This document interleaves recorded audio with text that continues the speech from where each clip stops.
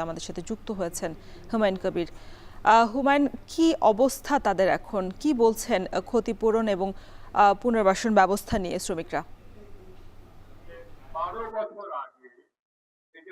রোশন ২০১৩ সালের আজকের এই দিনে মানে ২৪ এপ্রিল বাংলাদেশের ইতিহাসের সবচেয়ে ভয়াবহ ভবন ধসের ঘটনা কিন্তু এই জায়গাটিতেই ঘটেছিল। আমি যদি একটু দেখাতে চাই, যেই জায়গার ভবন ছিল সেই জায়গাটিতে কিন্তু এখন কচু গাছ রয়েছে এবং ফাঁকা একটি জায়গা দেখতে পাচ্ছেন। এই জায়গাটিতে কিন্তু রানা প্লাজার ৮ তলা ভবন ছিল এবং ২৪ এপ্রিল মানে আজকের এই দিনে এখানে কিন্তু যে দুর্ঘটনা ঘটেছিল সেখানে কিন্তু ১১৩৪ জন শ্রমিক কিন্তু নিহত হয়েছিলেন।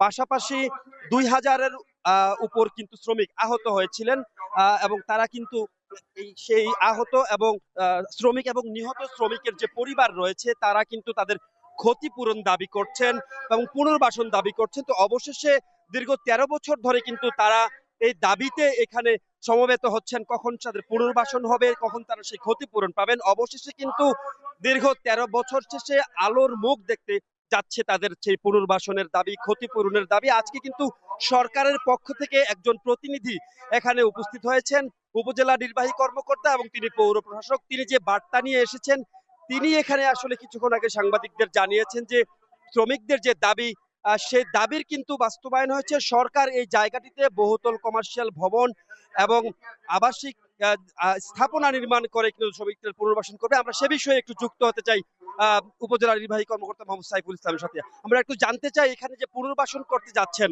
কোনো এই জায়গা অনেকদিন পরে হলেও কিন্তু শ্রমিকরা সন্তোষ প্রকাশ করেছে। আপনি সরকারের প্রতিনিধি হিসাবে এখানে এসেছেন, এই পুনর্বাসনে কোনো আইনগত বাধা রয়েছে কিনা, যেহেতু জায়গাটি মালিকানা? ধন্যবাদ। আমরা জেনেছি মহামান্য হাইকোর্টের নির্দেশে এই জায়গাটি বর্তমানে জেলা প্রশাসক স্যারের নিকট ন্যস্ত রয়েছে। সাভার থেকে যুক্ত ছিলেন হুমায়ুন কবির।